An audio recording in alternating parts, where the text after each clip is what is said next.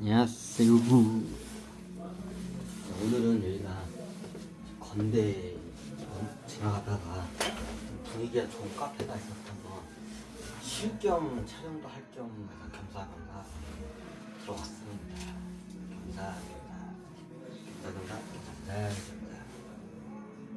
자, 오늘은 해석 강의 영화 테마로 이걸 아마 천지인 구글 쪽에다 올려야 할 것 같아요.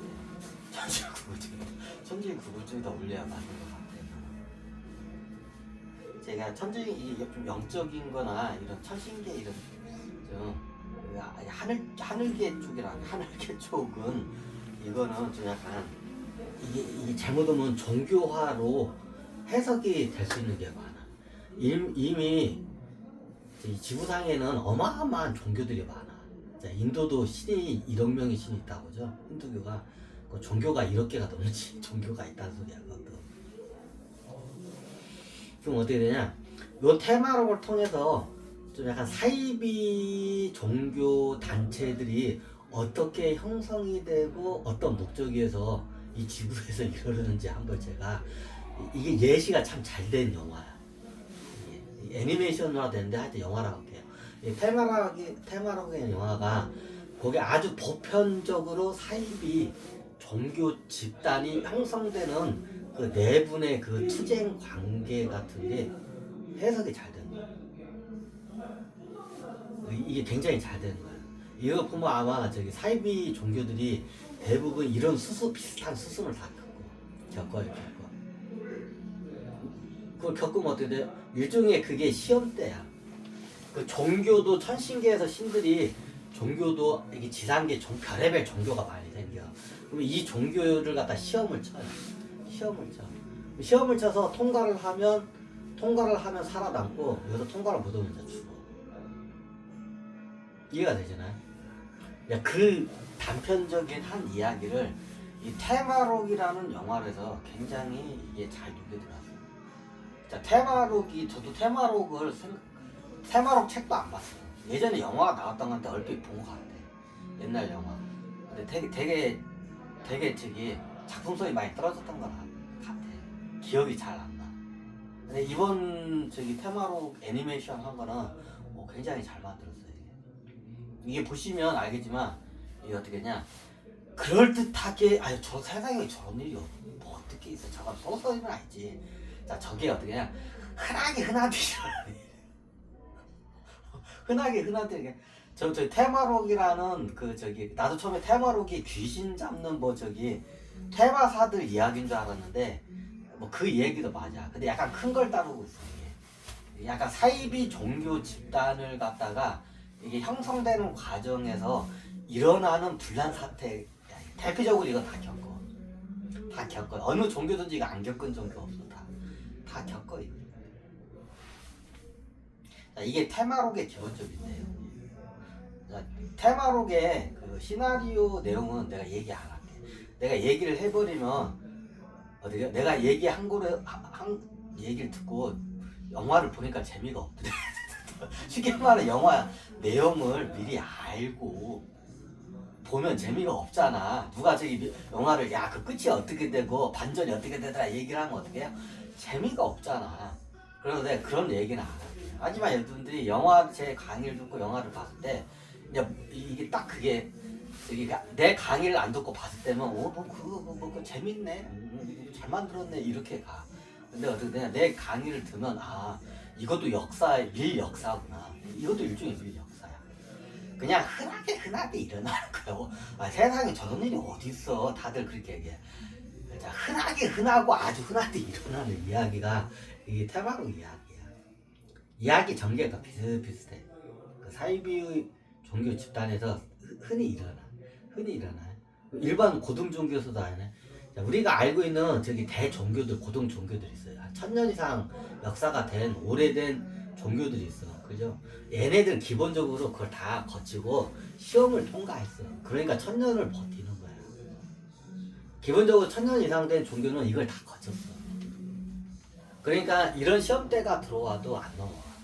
근데 신흥종교 애들이 신흥종교 사이비 이런 종교 애들이 여기에 많이 넘어가. 일종의 천신들이 내려주는 그 종교 단체한테 어떻게 일종의 내리는 시험대야 이게. 이 종교에다가 힘을 줘야 할 건지 아니면 이 종교를 갖다 어떻게 저기 이 뿌리를 뽑아버려야 할지 양당 간에 딱 결정을 내리는 일종의 시험 중간 과정이야. 그 테마로 그대요. 자, 보신 분도 있을 거야. 그러면 갸우뚱할 거야. 아니 무슨 소리 악마 사이비 교주하고 뭐 저기 싸우는 뭐 저기 저건데요. 잠깐만 이제 내용은 얘기 않지만 이 스토리의 이 스토리에서 이해를 해야 할 인물의 순서를 할게요.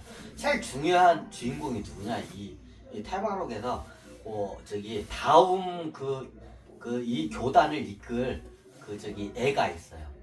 어린애, 막 수련을 하고 있는 애. 얘를 중심으로 봐.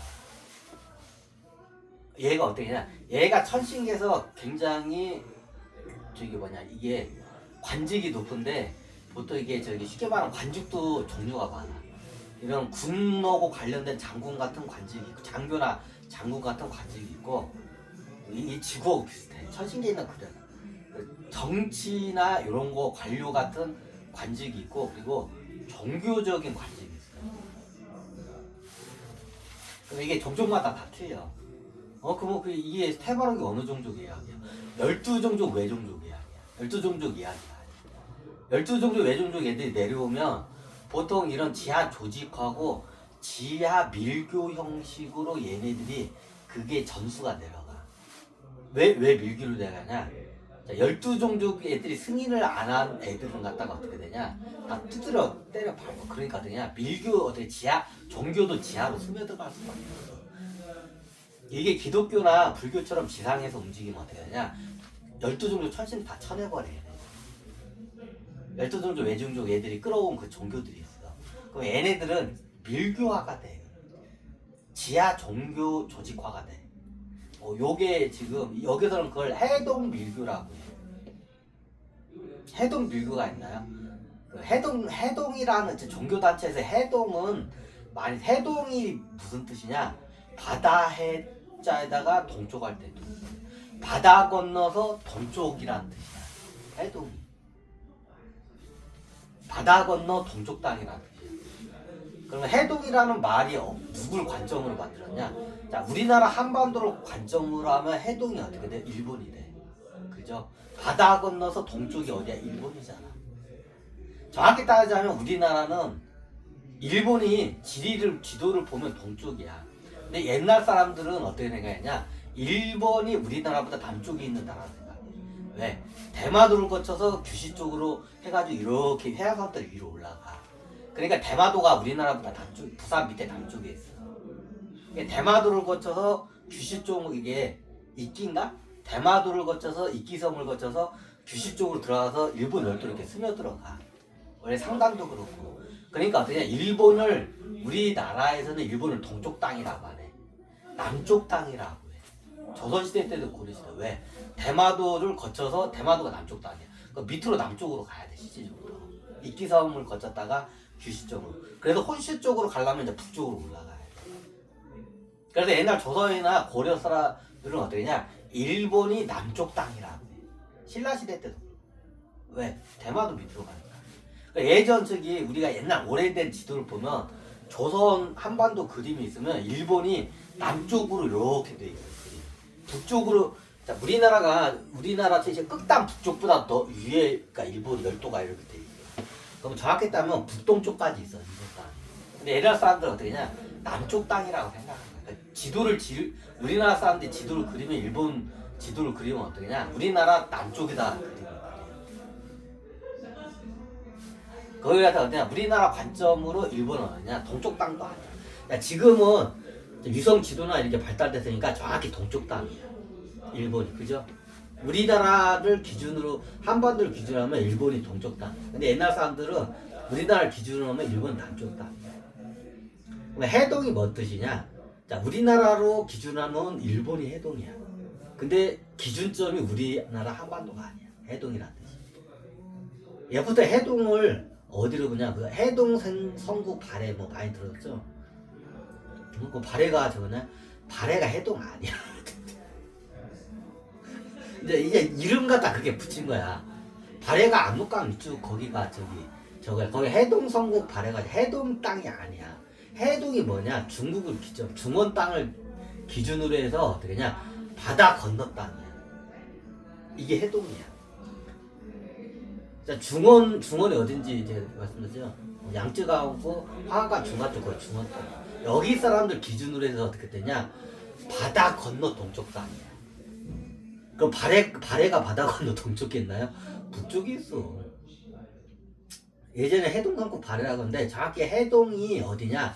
우리 한반도 해동이야. 발해는 한반도가 아니야. 만주야.